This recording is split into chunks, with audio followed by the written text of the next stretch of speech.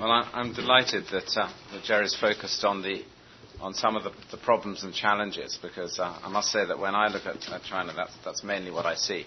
I'm going to speak really only from the position of the quoted equity investor. I mean, there are lots of other things we could talk about, but I'm going to focus on that because I think that's the main issue as far as my expertise is concerned. In the mid-'80s, I was asked to nip down to Shenzhen when I was living in Hong Kong and take a look at the stock exchange, which had just opened. It's the first stock exchange, and they'd been open about a week. So I went down and I went into a rather low-ceilinged room, about the size of this room. And there were a few desks and a couple of guys in red jackets. I think one of them was eating noodles, and the other was asleep, I think, on his desk. Chinese have a great habit of sleeping on their desks at lunchtime because their homes are very crowded, and so therefore it's a good time to do it. And there wasn't a lot going on. There was a few numbers on the board, and what struck me, it was as if somebody had gone to the Hong Kong Stock Exchange, as if Beijing had sent out an envoy saying, what is a stock market? And someone had nipped down to the exchange. And they say, come back with the answer, which is a stock market. It's a big room full of little desks with people wearing red jackets with numbers on the back. And there are some numbers on a board, and they appear to bet on which way they're going. And that was, it was like that was it, a Martian's view, as it were. Now, since that time, in the space of just 15 years or so, and I stress that because whilst time creeps, 15 years is nothing if you're setting policy. Nothing.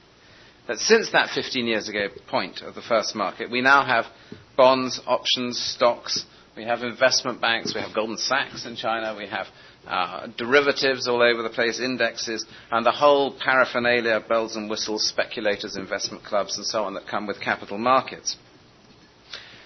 And given that the economy has grown by whatever it is, 150% in real terms since the late 80s, given that China's share of just take steel, where it's now a quarter of global output, having doubled in the last 3 years alone. Okay, given these ridiculous statistics in some ways, it should have. People could be understood thinking it should have been a bonanza, but in fact, it hasn't really been a bonanza. Just to take the last 5 years, the Shanghai A-share index is up 14% since 1998. The B-share index is up by about 2.5 times, but of that rise, about half came in 2 trading days in 2001. The markets are not correlated to the rest of the world. They peaked in 2001, having enjoyed a previous high, which was very speculative, back in 1996. And there are now a bewildering and complex set of different areas of investments. So there are A and B shares, local shares in China, the A shares not available to foreigners, the B shares that are but are illiquid. There are red chips, H shares, N shares, any amount of different things. And what makes it even more confusing is that many companies have several different classes of share, and these different classes all trade at completely different valuations. So determining the market cap of a company, its A share may trade at 27 times earnings, its B share may trade at 5 times earnings, and this produces some pretty odd results.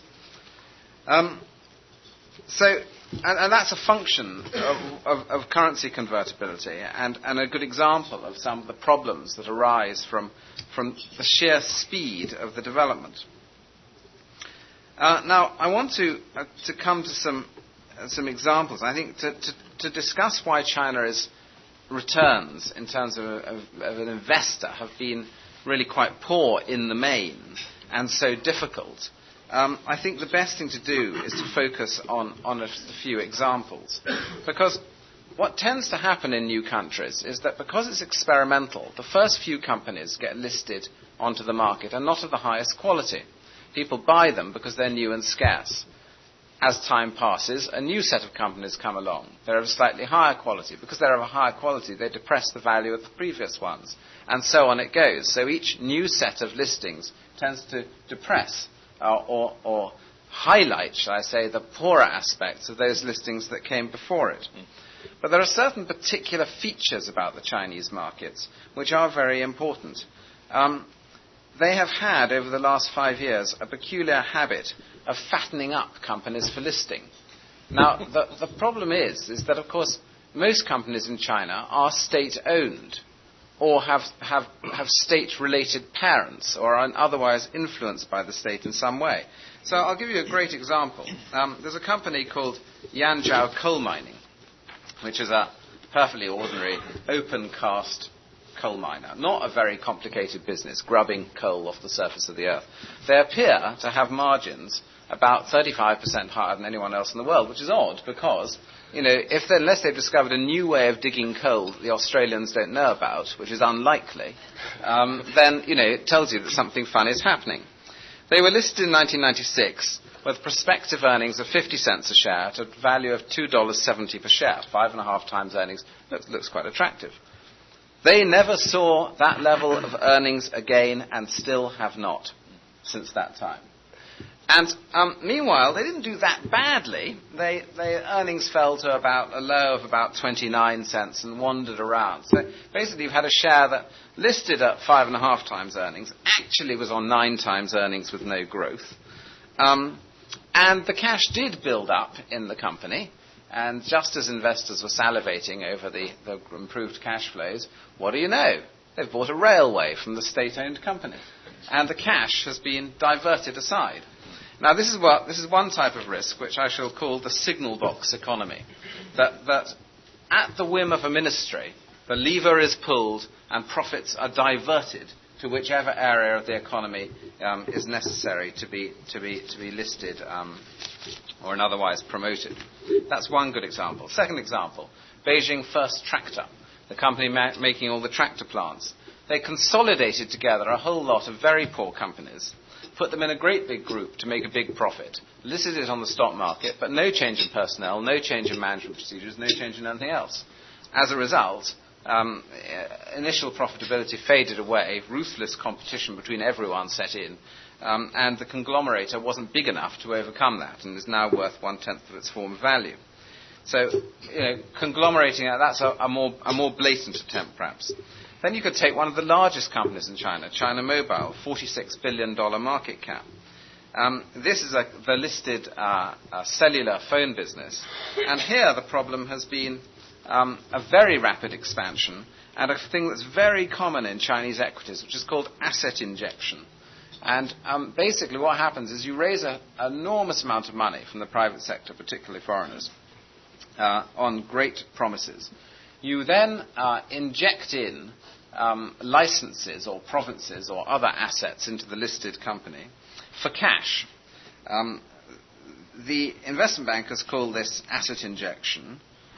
You might, as an investor, call it theft of cash, because it's not very questionable as to what these assets are worth. And the result is that the company becomes extremely heavy in assets. Asset turn deteriorates very considerably. Growth becomes knocked back. And again, what's mainly happened is that large amounts of private sector wealth from overseas have been transferred to the public sector, which, from a public policy point of view, may be all well and good, but is nevertheless a problem for an investor.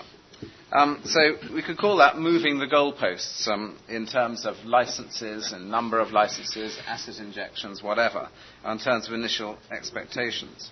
And then there are other risks. I can remember fiber optic companies who, when they put in their fibers into the ground, were asked to make some space for another fiber belonging to one of the offspring of some of the leadership, who are quietly installing their own dark network, which could be lit at any point should demand so desire. In fact, it didn't, because as we all know, everyone overestimated fiber optic potential.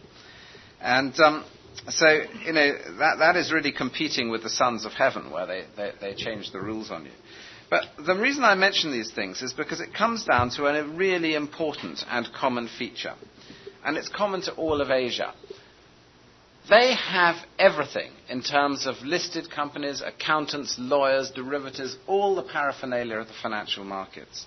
But like in many areas of Asia, the bit that is too easily missing is the fundamental philosophies on which capitalism is based. What is equity? What does it mean to be an equity holder? If I say to a Chinese company, what is your dividend policy?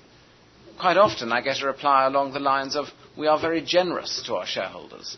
as if I'm not really an owner. I'm just there at their patience and at their generosity. So these lack of philosophies. Another one is the seniority of debt and equity, where these things lie. Now we can see in Japan and all over Asia, this is a very major problem. That in too many cases, equity is basically regarded as free money. Okay, and the interests of the various constituencies are not at all aligned. So when you buy a Chinese company, who is making the decisions? Is it really the board of the company, or is it the ministry to whom the chief executive of that board reports to? Too often, it's the latter. And that's why investment returns tend to be difficult. There are lots of other reasons as well. Raw competition, and I mean really raw competition, where again, it's a very Asian trait, but the quest for market share quite often dominates over the desire for profitability.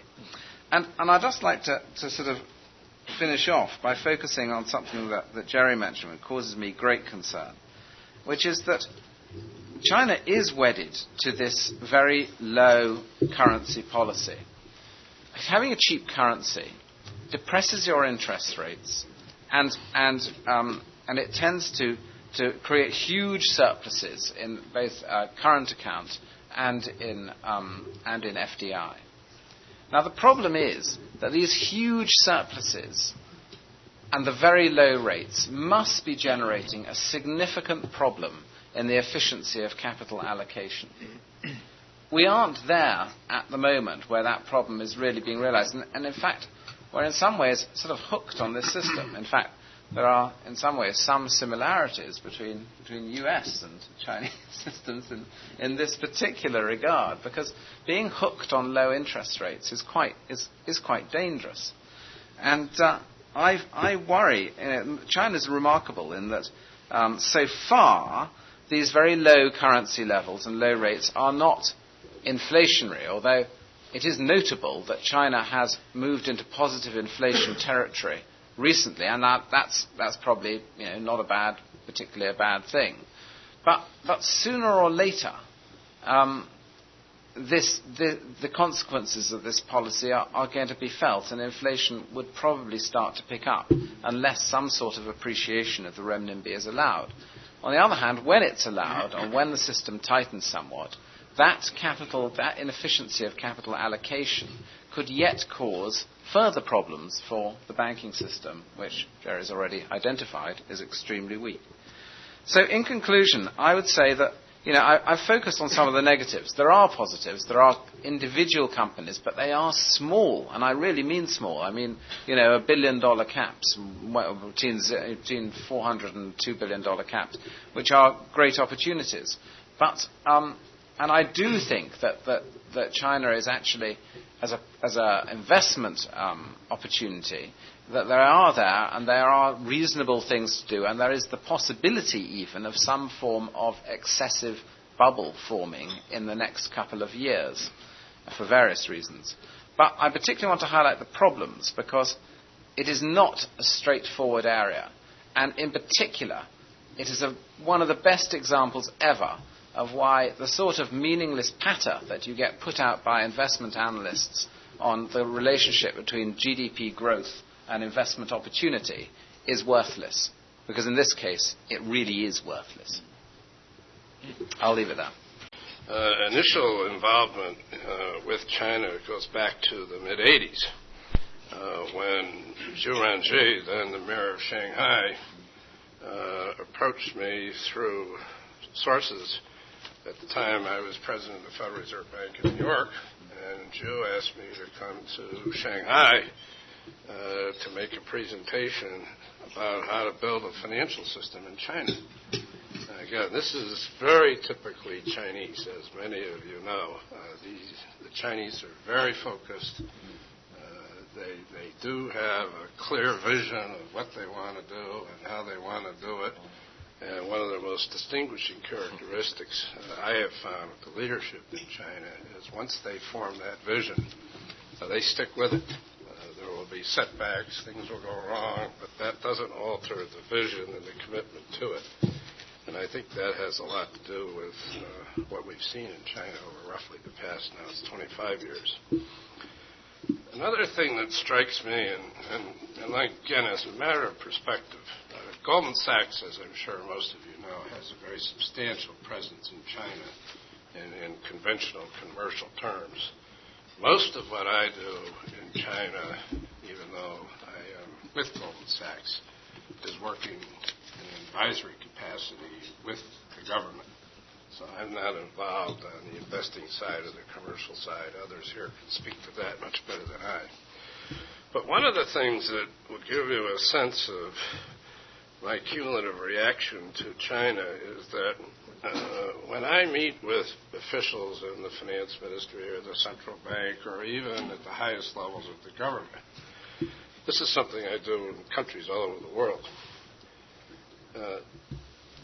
The leaders in China ask me the toughest questions I encounter just about any place in the world.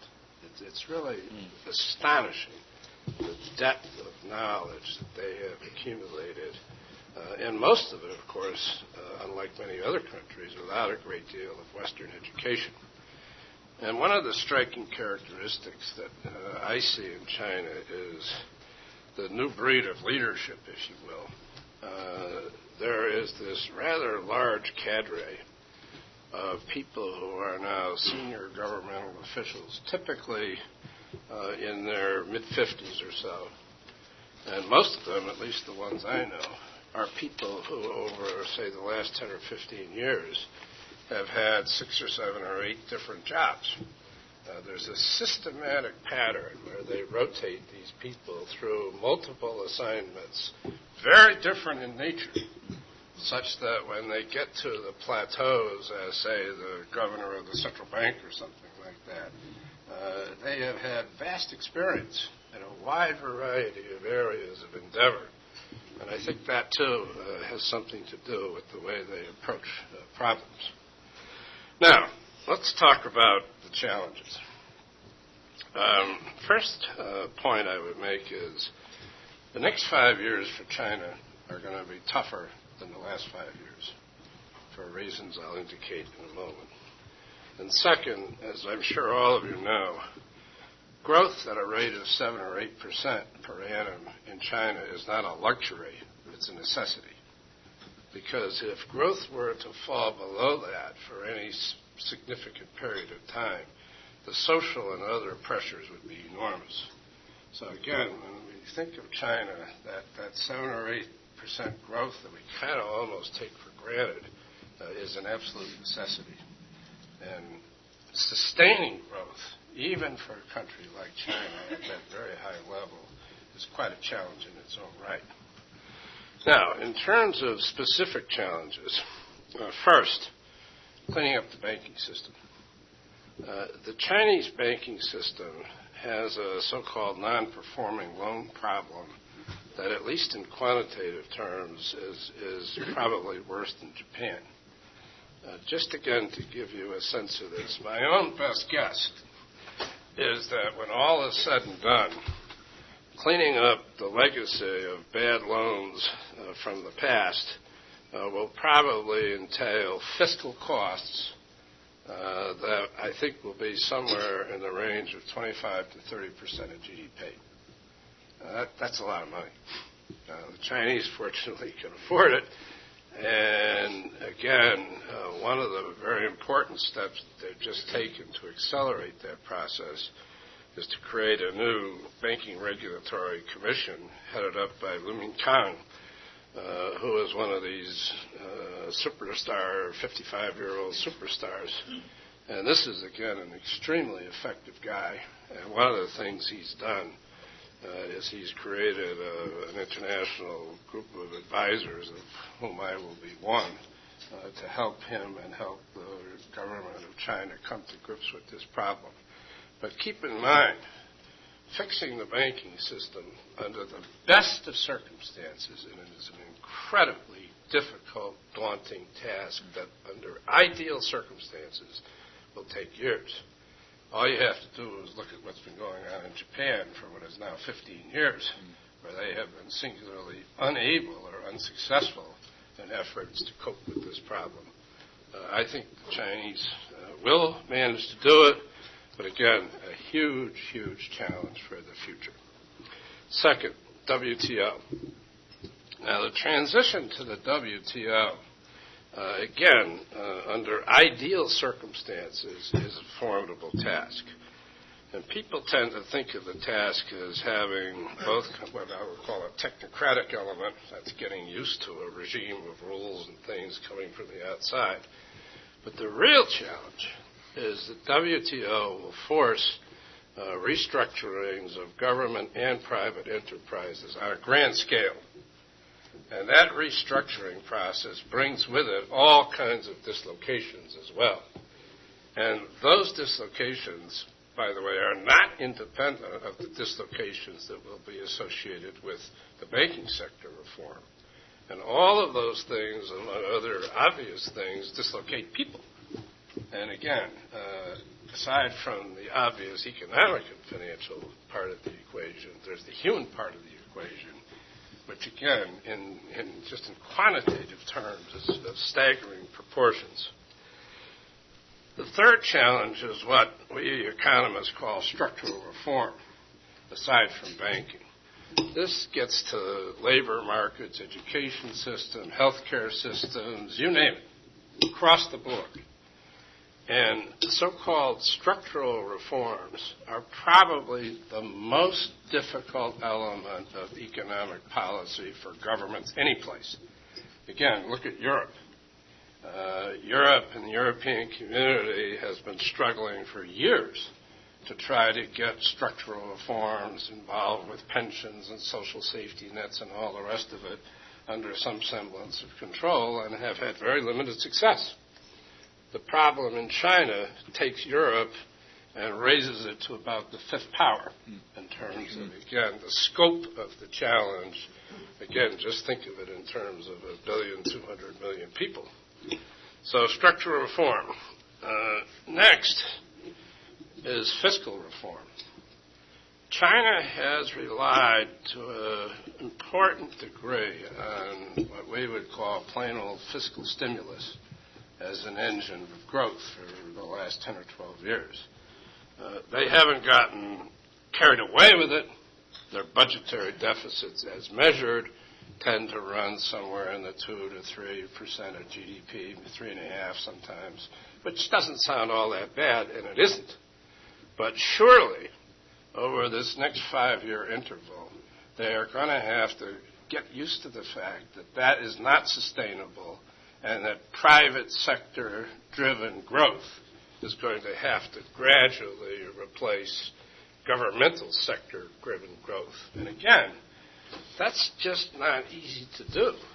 You look at the non-Chinese, non-Japanese Asian economies that have a great record over a long period of time, most of them still have not been able to make that transition to, private domestic demand as the primary engine of growth. And needless to say, with the overhang of fiscal costs associated with the banking sector thing, this addressing in a gradual way over time the fiscal situation is also going to be a big problem. And then finally, there's the whole question of currency convertibility and the corollary question of opening the so-called capital account. Now, this is an item in the newspapers every day in terms of the widespread recognition that the RMB is substantially undervalued. But for the Chinese, this transition to a convertible currency and an open capital account is something that I can assure you they are going to approach with great, great, great care. some people ask the questions, well, why in heaven's name are these guys accumulating $330 billion of official reserves? Well, one of the answers to that is that they think of that as their insurance policy in making the transition to convertibility. And as I said, I can't sit here and tell you with any precision what their timetable is. Surely it will happen. Certainly it will happen within this next 5-year period. But again, managing convertibility in the context of these other challenges that I've mentioned is, again, an enormously complex and risky undertaking. Now, I don't have time to go into this, but they're going to also have to figure out their place in the sun in geopolitical terms as well. I'll leave that for questions or whatever, but that's kind of the icing on the cake in terms of what this country is going to have to manage over the next 5 years. I'll conclude simply by saying that based in no small way on my direct, intimate observations and interactions with the leadership in China, I think they'll make it. I think they will find the will and the way to cope simultaneously with this collection of substantial challenges, but it's not going to be easy. Thank you. Jim Rogers, thank you. Thank you all for coming, and thank you for having me. I will just say to you that the 19th century was the century of the UK, the 20th century was the century of the US, the 21st century will be the century of China. I said that the first one of these that ever happened, according to Steve, that you should teach your children Chinese. In fact, I told them to learn Chinese. But if you don't want to learn Chinese, you should teach your children or your grandchildren Chinese. It's going to be the most powerful country of the 21st century, whether we like it or not. There are a lot of people who don't like it, especially in Washington, D.C. There are many, many, many people who don't understand what's happening in China and don't like what's happening in China, the ones who do. They are the largest country in the world right now, as you all know, 1,300,000,000 people. And by the way, the land mass is about the size of the continental 48 states, slightly larger. So you can see that it is a dense population with a lot of things happening. They call themselves communists. They are the best capitalists in the world right now, despite the fact that they call themselves communists. They are growing by leaps and bounds. Who knows what the real numbers are? I don't trust their government numbers any more than I trust our government numbers as far as things, whatever's really happening in the world. But I do know they're growing by leaps and bounds. The Chinese will tell you, or told me, that I'm the first person of any race who's driven across their country 3 times. I've done it twice by motorcycle and once by car, and then another time through many regions of China. And I will tell you, the difference now and the first time I drove across China is staggering. I went to the Shanghai Stock Exchange back when it first opened. It was down a little dirt road, and it was a room, as Richard says, a different stock exchange, but about like this. They were still using an abacus. They didn't quite know how to change money even at the stock exchange back in those days. I did I made an investment, and it's still hanging on the wall in New York in my house, because that will be the most valuable thing I've ever done, probably. Someday I'll sell it to the Bruce Museum. Or give it, right. I'll take a big tax deduction in the Bruce Museum.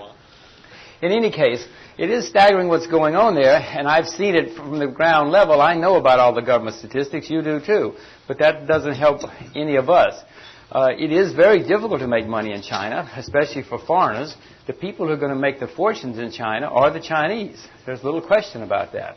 They have an arrogance or a hubris which rivals ours. It's worse than the French, in fact. If you talk about a country with an arrogance, the Chinese really think they're better than the rest of us. They may be. I don't have a clue who's better, who's not. But I do know that they are reserving everything for themselves. Yes, there are foreign companies there, and yes, some are starting to make money. But it has been a long, long, hard slog for most of them.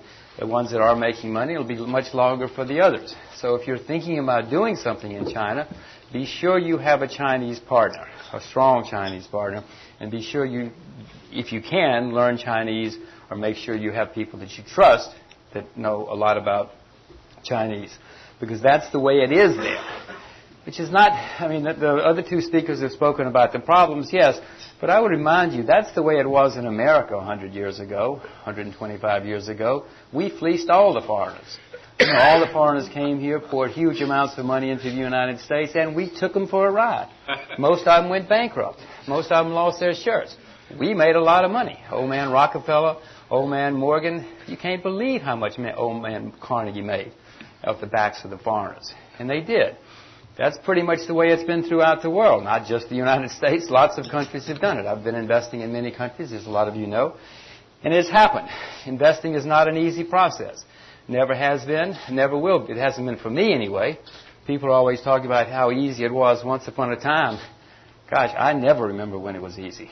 You know, I've been in the investment world for 35 years, and every week was hard for me. I'm not as smart as a lot of these other guys, I'm afraid.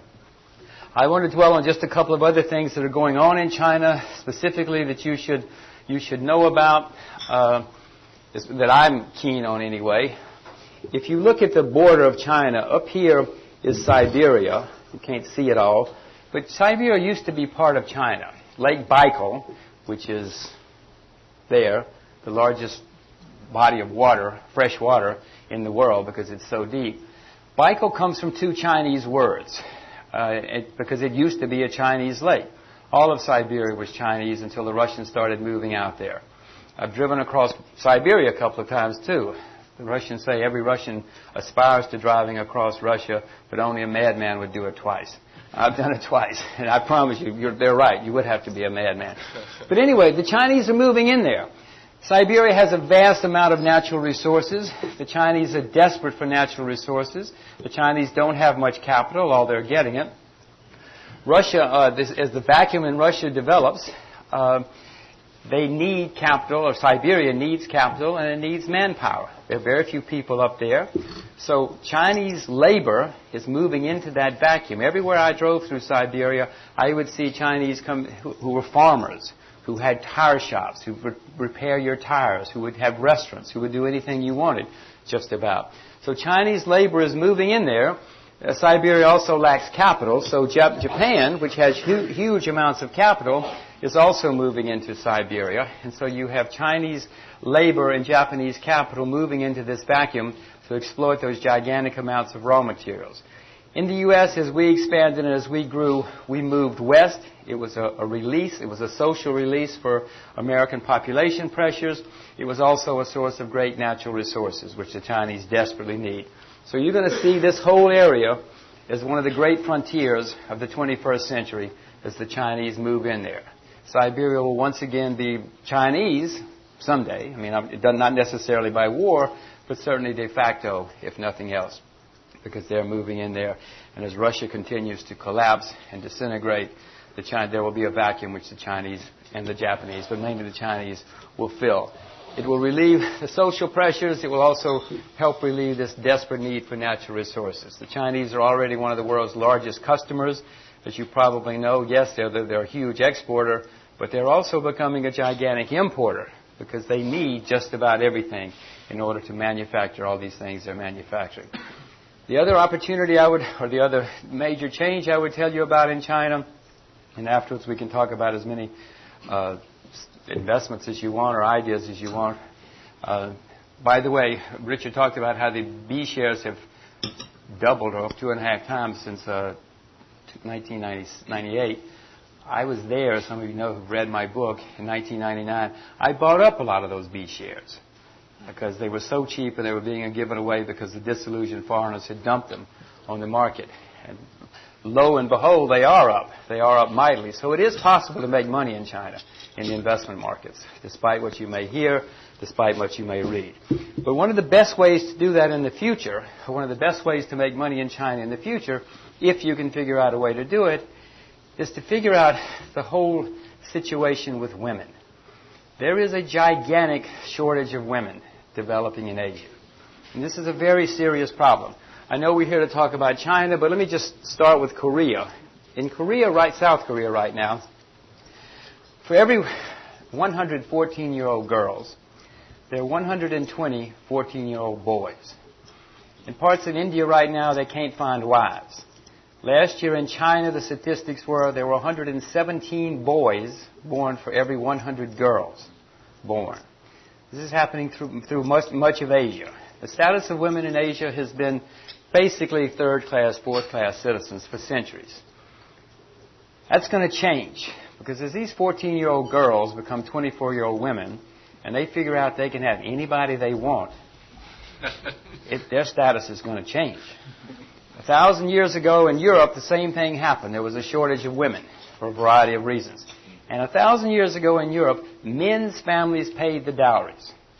Men's families paid the dowries because a woman was a valuable thing and you needed a woman. This shortage of women is going to change a lot of things. It's going to change politics. It's going to change economics. It's going to change education. It's going to change just about everything you can think of. North and South Korea, for instance, is going to do more for the unification of North and South Korea than anything else. Koreans are like everybody else, including the Chinese, including everybody. They're basically racist. They don't want to marry other people. They don't want to marry Filipinos. They don't want to marry Indians. They want to marry Koreans. So the only place they can get Korean women is North Korea. They'll get some from Queens. They'll get some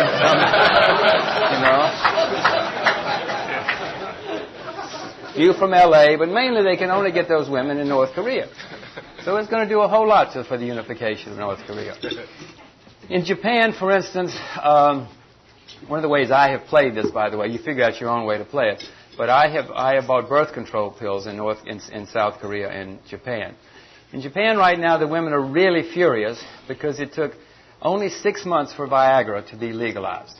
It took over 20 years for the birth control pill to be legalized in Japan. And this doesn't make women happy. I assure you, they're tired of being treated this way. So you're going to see this huge revolution taking place throughout Asia. And if you can figure out a way to invest in this, if you can, I don't know whether it's a chain of beauty parlors or fashion or what it is, or if you can figure out a way to turn yourself into a 14-year-old Korean girl, you're really going to be rich. Thank you very much.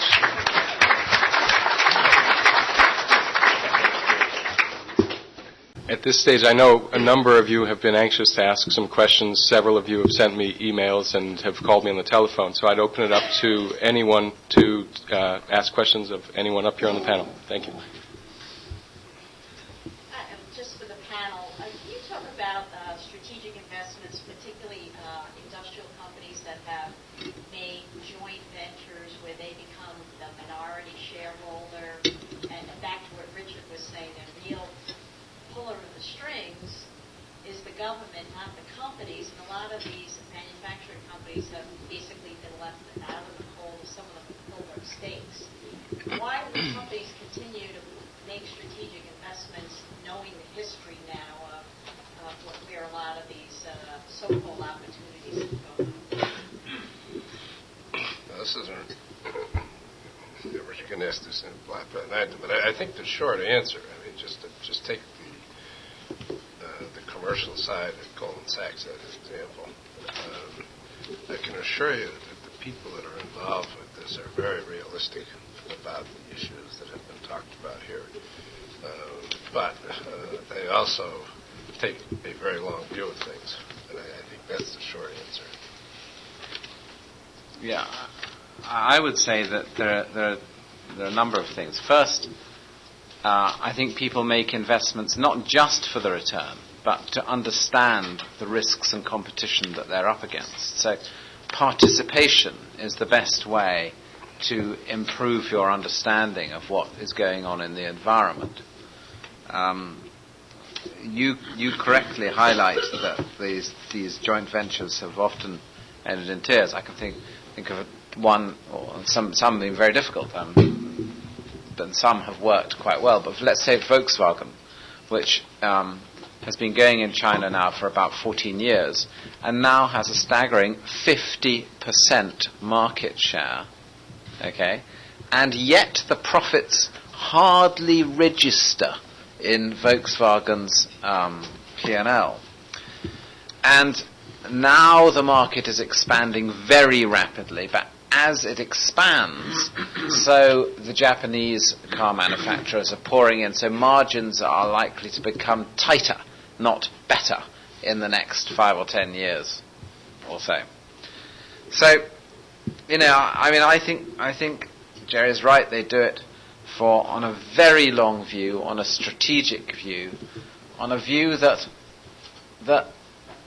it might be more profitable than they think, but they're not really expecting very much. But to not do it could be to face extraordinary risks. I think that's a problem we all have, actually, as investors. You have to understand what China's impact is in terms of competition, use of materials, etc., in order to understand world economics, and that's increasingly going to be absolutely a prerequisite. Otherwise, you're missing a vast piece of the jigsaw. Yes. I would agree that many of them are there because they have all seen the numbers, and also they think they have to be there. They don't really have to be there, but it is going to be the most powerful country in the world. And all those companies that came to America 100 years ago pretty much had to come here. They lost a lot of money, but if they stayed and if they learned how America worked, they made a great deal of money. But most of them didn't make money. Remember, there have been 3,000 automobile companies in America. There are now 2.5, even though the automobile industry became one of the great growth industries of the 20th century. Vast amounts of cars were built.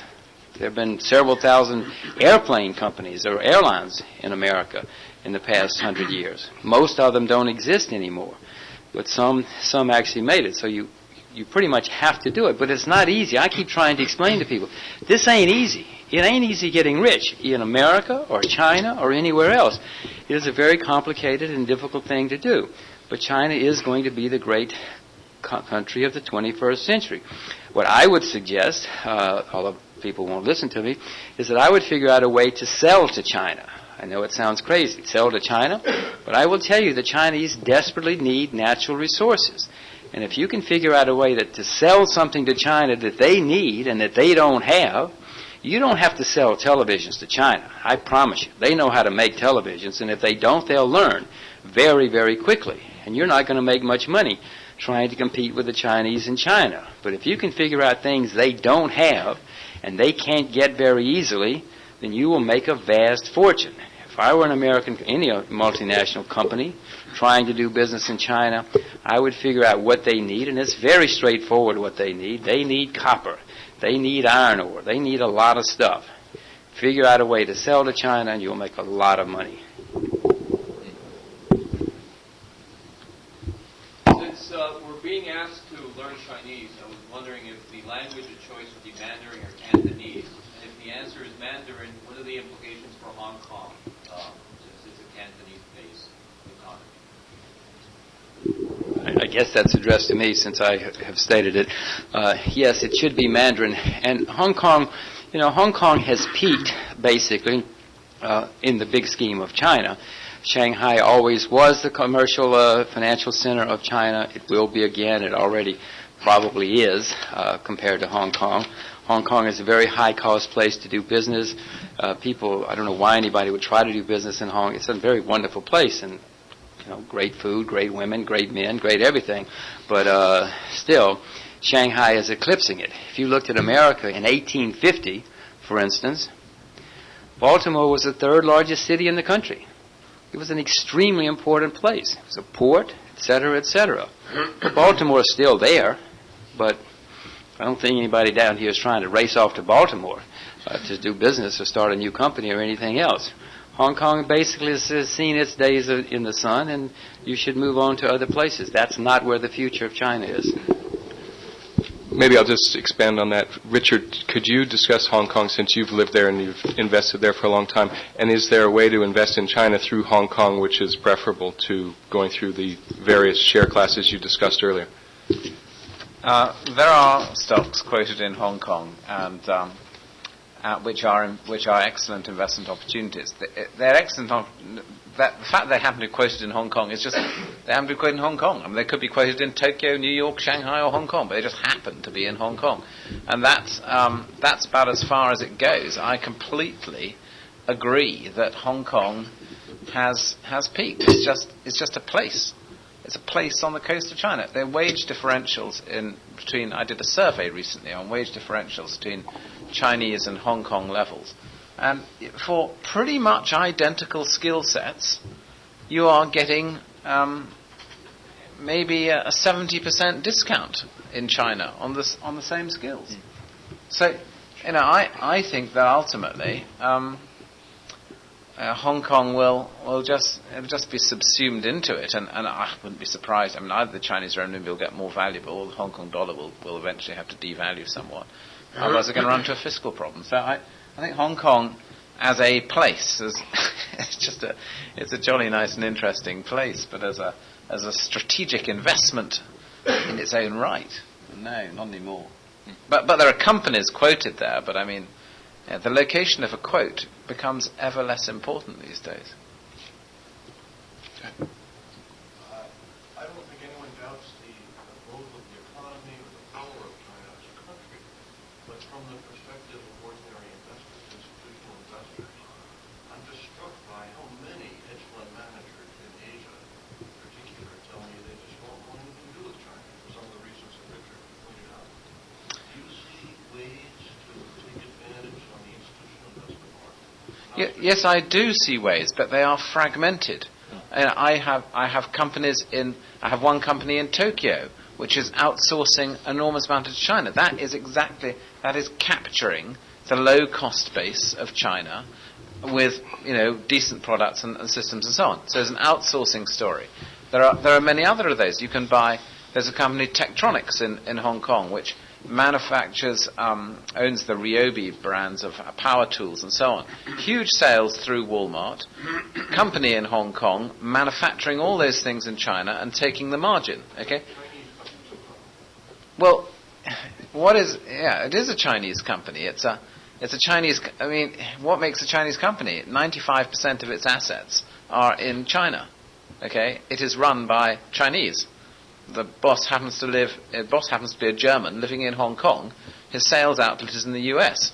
So, you mean companies that there are companies that are in the domestic side of domestic demand in China, but they are few and far between outside the state-owned sectors. And where they are, they're small. There's some very interesting ones. There's Clear Media, the Chinese. That's an advertising company. I think that's a good company. There is a company called Convenience Retail Asia, which will set up fast food and convenience stores like 7-Eleven throughout Guangdong province. I think that's a fantastic opportunity. I mean, now all the Hong Kong people say, 17 times earnings, very expensive and so on. That's taking a 2-year view. You take a 10-year view. The best management team in Asia, Lian Feng management team, Chinese management team in domestic demand. I think those are great opportunities, but they're really rare, these things. Do any of the panelists have a perspective on the prospects for private equity in China? Well, again, people are more expert in this than I am, and I'm not involved with this, but certainly, again, to use the Goldman Sachs example, Goldman Sachs, on a very, very judicious basis, does engage through some of its funds in the equivalent of private equity investments in China, but I'm not close to that to be able to give you the details, except that it does happen. I've done it, and with disastrous effect in the early 80s. And we thought we would corner the world market in Garupa for Chinese restaurants. And we had these fish farms, and eventually the fish started to go missing. And they're all being nicked. We put dogs on the rafts, and then the dogs went missing too. And eventually we made the biggest mistake of all, which was to contact the Public Security Bureau, whereupon the rest of them went. Yeah, I would strongly urge you that if you have a very honest and smart Chinese partner who is on the ground, perhaps. But vast fortunes are going to be made in China, but they're going to be made by the Chinese for the most part. They're probably not going to be made by many of us sitting up here in Greenwich. just before we move on, I'm tempted to ask Jerry if he could talk to us about any of Goldman's proprietary activities, not specifically, but some of the thrust of the proprietary traders. Well, these are not typically not trading activities. I mean, just as an example, one of the most substantial undertakings in the very recent past involves a multi-year commitment of several $100 million being devoted to distressed real estate and non-performing loans. And this is an area that Goldman Sachs and other internationally active financial institutions are getting quite heavily involved with. Just the other day, Morgan Stanley announced a similar type of endeavor. So that's one big example. And again, as Richard has said, the cultural barriers, to say nothing of those other barriers that have to be dealt with in doing those types of things are very, very substantial. But again, if you take the long view and if you work, again, very, very intimately with Chinese partners on these types of things, I think they can and will be quite profitable over time. Thank you. It's remarkable that, say, 10 years ago, discussion of this nature, I think, would focus very much on the geopolitical risk of China, both internal repression and so forth, but also aggressive external planning. Could you comment on where we should place that risk today in our investment costs? Well, that was the last risk that I mentioned, and I glossed over it other than to mention it. I think that any way you cut it up, the sorting out of China's own view of its place in the sun in geopolitical terms is going to be an exceedingly complex process, and a process in which the Chinese and their leaders, do not have, in my judgment, even the remotest conception of what that will imply over a period of time, even if everything continues to go swimmingly well in terms of these other transitions that I was talking about before. You know, the mention was made of Siberia. Well, if the characterization that was made is right, and I suspect it is, the Russians aren't going to be very happy about that. Take another example, the China-Japan nexus. As everyone knows, historically, there are a lot of issues and tensions there. Now, right now, I think it is fair to say, based on my experience, and only my experience, that the Chinese internal view of their geopolitical place in the sun is dominated by the simple proposition that they believe that the key to this, in the first instance, is their emerging commercial relationships. And one of the reasons why, for example, there are such cordial relationships on the commercial side in working with people in China is because they see this as the vehicle. But unlike virtually everything else that I've experienced in China, this is the one place where I don't think they have a nice, neat vision of where that vehicle is going. Now, others may have a different view, but certainly that's mine. As I said to you before, they call themselves communists, but they're not really. The Chinese are evolving as rapidly as you and I, or faster than we are, as a matter of fact. The whole thing about human rights in China is a bit of a Western canard. Every church I went to, we went to Christian churches in China. They didn't think they were oppressed. They didn't know they were oppressed. Their minister was paid for by Beijing. They had Christmas carols. They had songbooks. They sang Christian hymns. Every temple we went to was packed. Every mosque we went to was packed. If the people are being suppressed because with religious freedom, none of them seem to know it or care. We do run into things like the Falun Gong. Yes, I'm not quite sure what the problem with them is. I don't know. I don't know the Chinese view or theirs. I do know that there seems to be something wrong. But look, we put people in jail too. We put, what's her name? We put Reverend Moon in jail. He's a Christian. We send him to jail. We send a lot of people to jail for their religious activities in this country. My view, or my experience in China is the human rights thing is evolving. It is opening up. It is certainly better than it was 20 years ago. It is not as good as it's going to be 20 years from now. So that aspect I'm not worried about. But please, don't get me wrong. There are going to be problems in China. There are going to be huge setbacks. If you'd invested in the United States in 1903, women couldn't vote, black people couldn't vote, there was no rule of law. You could buy and sell Congress. Well, you still can buy and sell congressmen. But in those days, they were a lot cheaper, to buy and sell politicians. I mean, all of this, there was virtually no regulatory authority in the United States. It was all political. Go back and look at what the United States was in 1903. By 1907, the whole country was broke. Washington was broke. Wall Street was broke. The whole thing was falling apart. Somehow or another, we went from being a gigantic debtor nation, which was essentially a marginal little place in the 18th century, to being the richest country in the world, the richest, most powerful country in the world, despite all those problems as recently as 1903, and we made it. That's going to happen in China, too.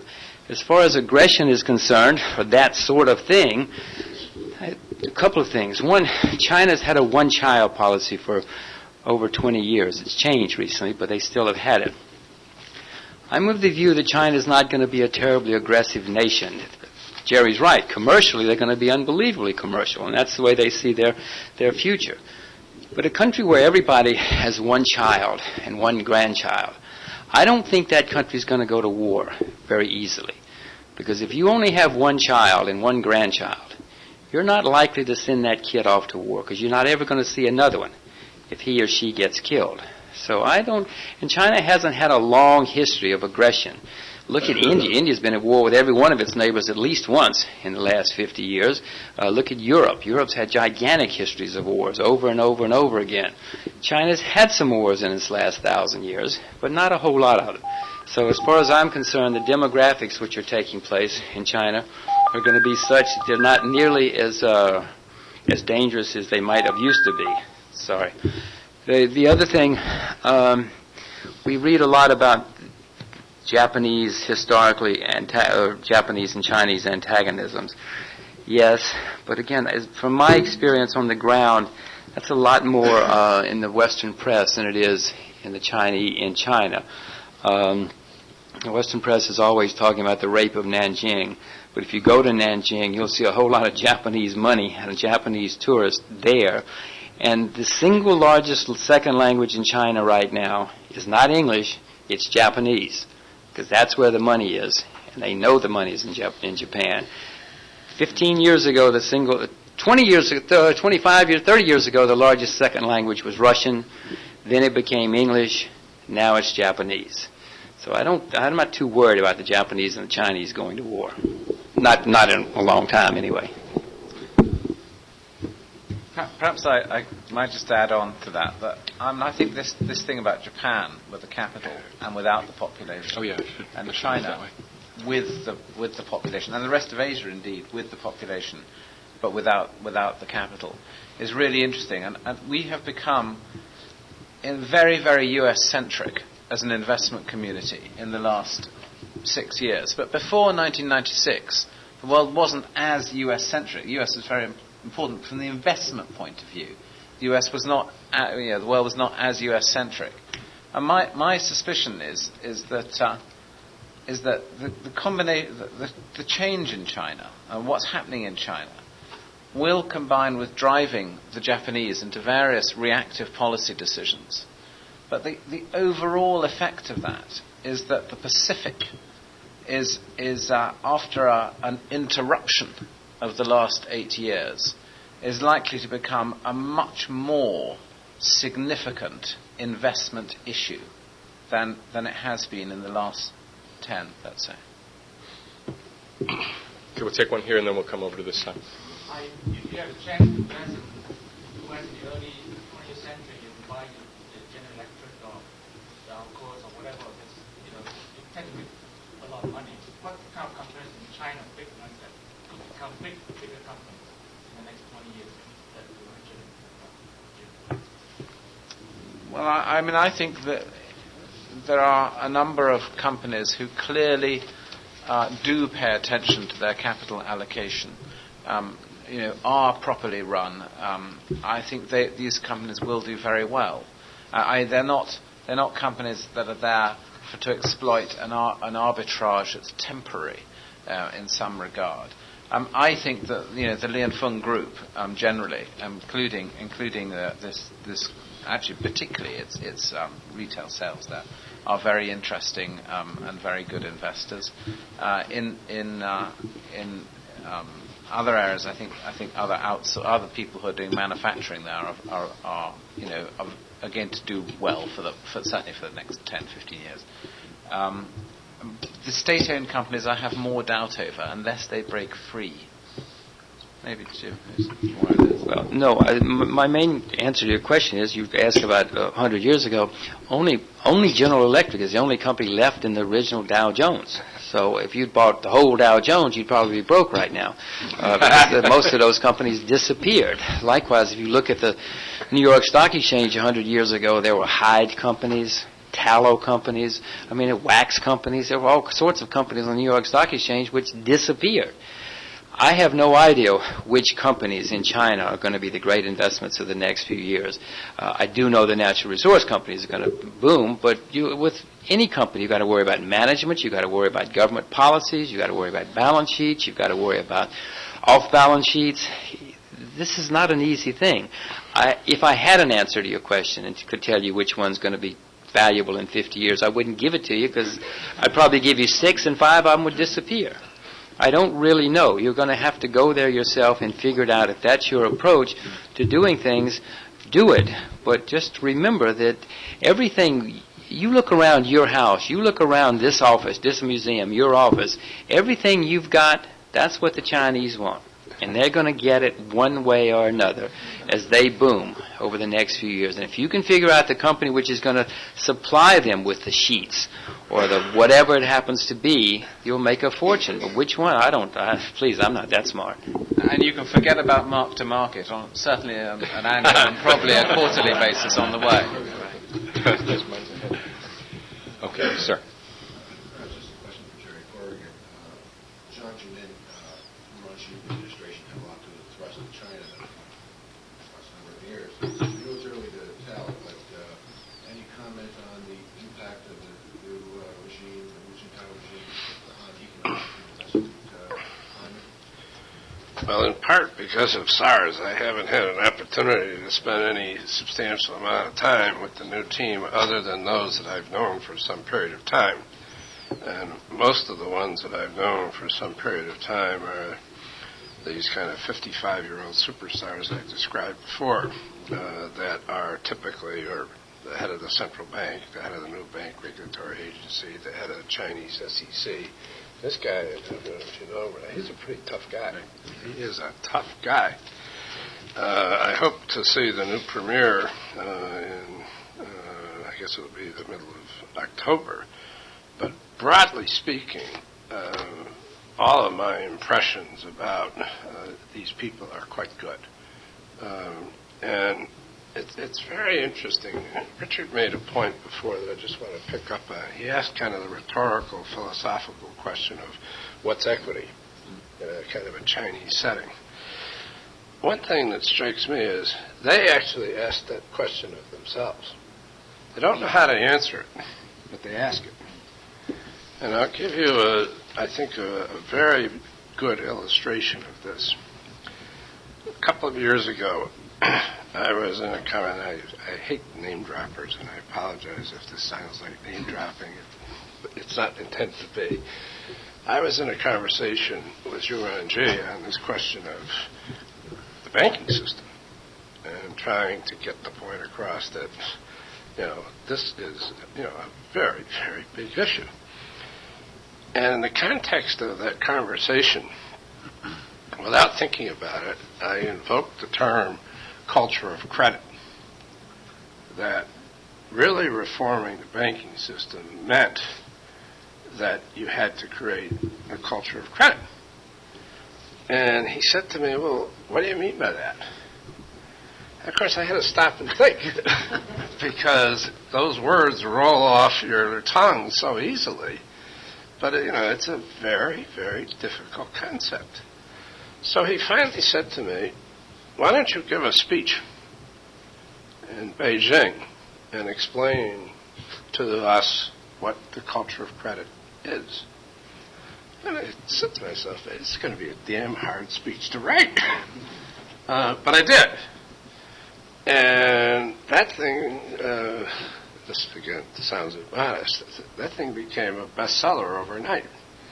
So, they do grasp these extremely elusive issues. They ask the right questions.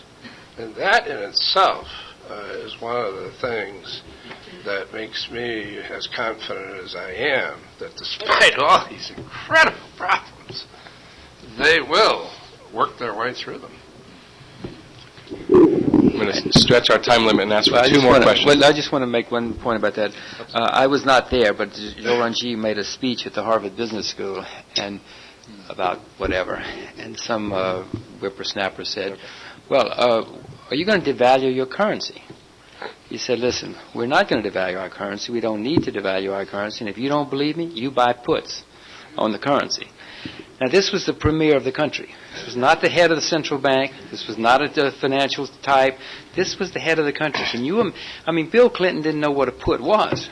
He may have known what a putz was, but he did not.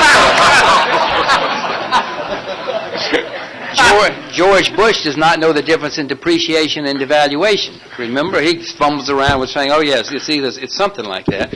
These guys are supposed to be the leaders of our country. They don't have a clue about economics. The guys running China know economics inside out, and they know how to make a lot of money, and they will. There will be huge setbacks, but they're going to own us all. Again, just to emphasize, and taking up too much time here, I made the comment briefly before. I work with governments all over the world. These guys consistently ask me the best and the toughest questions. That tells you something. Jim and Richard, you've made a couple comments that interested me. A couple of those are how you guys make money. Jim, you made money by buying D shares when no one else was buying it. You essentially made money by buying something that someone else wanted to pay more for. Did someone else what? Someone else wanted to pay more for eventually. Oh, yeah. And Richard, you said that the way to make money in China is to sell it to the Chinese. That's where it'll be a winning proposition rather than going into China and trying to invest in a company which we can't understand the financials of because we can't understand the financials of the U.S. It's not going to be a chance to understand the Chinese financials.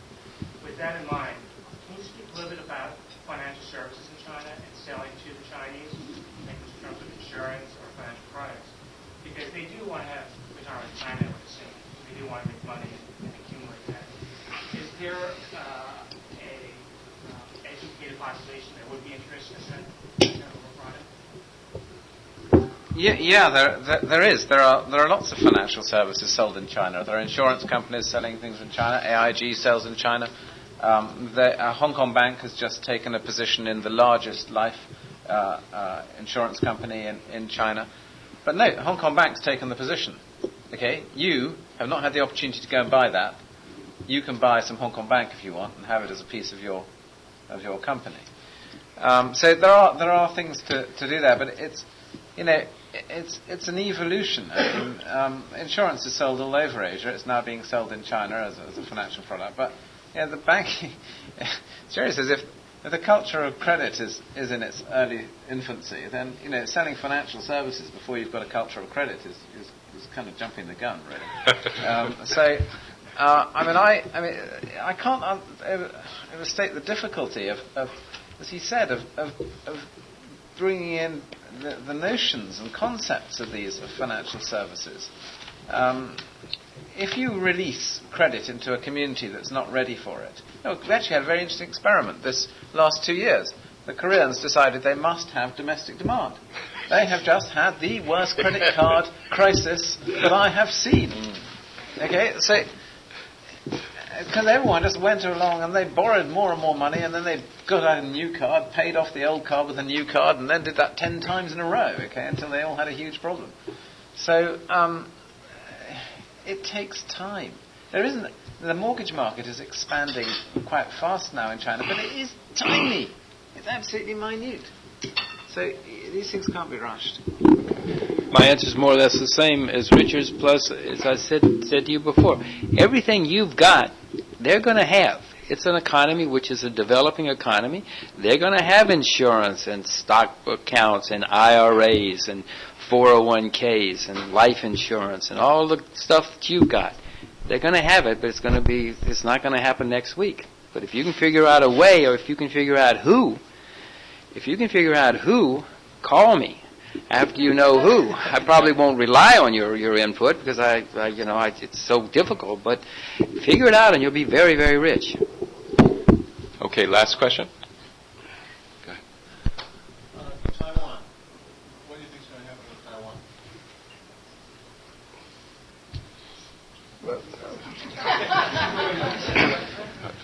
Well, first, despite the obvious tension points and all the rest of it, we should not lose sight of the fact that, again, in the world of business and private enterprise, the Taiwan-China mainland relationship is very, very deep and very strong. Taiwan is one of the biggest, maybe the biggest, I'm not sure, investors in China.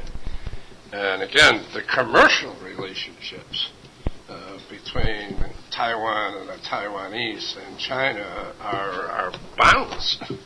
And my own hunch is that at the end of the day, that's what's going to be the dominant force.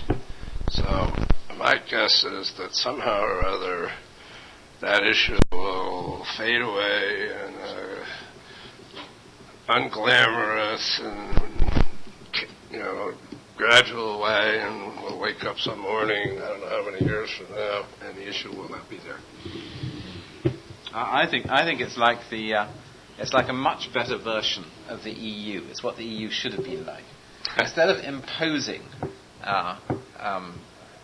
rigidity on a system, they are evolving towards it, and we're just evolving towards a Chinese union of Hong Kong, Taiwan, the Chinese elements of Singapore. It's such a big thing, and that through these commercial ties, they are just moving towards a common interest. I think Taiwan in 30 years' time, what will have happened is that Taiwan's interests will be hugely entrenched with the mainland, and the mainland will have moved a hell of a long way in terms of accountability, rights, and so on. I mean, you can see that they're obsessive control freaks, the Chinese. They don't want to lose control because the cost of losing control is just catastrophic. So they will take their time, but they have already. I mean, just look at the latest thing with Hong Kong and this law, which was too oppressive, and they're backing off. They're trying not to lose face. They will get something. There will be a compromise agreement. But this is already a long way forward from 1989. Well, I hate to more or less agree, because that means we're probably all wrong. When everybody thinks the same thing, nobody's thinking. But it's pretty clear.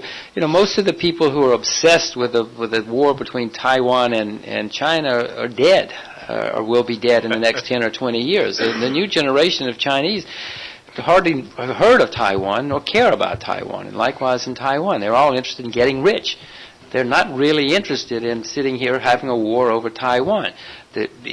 something may blow that, like some wacko in Washington may say, well, we've got to assert our rights or something. But no, I don't see any problem there. It's going to evolve, and they're all going to get rich together.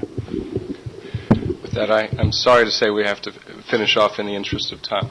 I want to thank, who I'm sure you'll agree are three very seasoned and wise people for their generous thoughts today, and hand it back to Steve for some housekeeping. Thank you.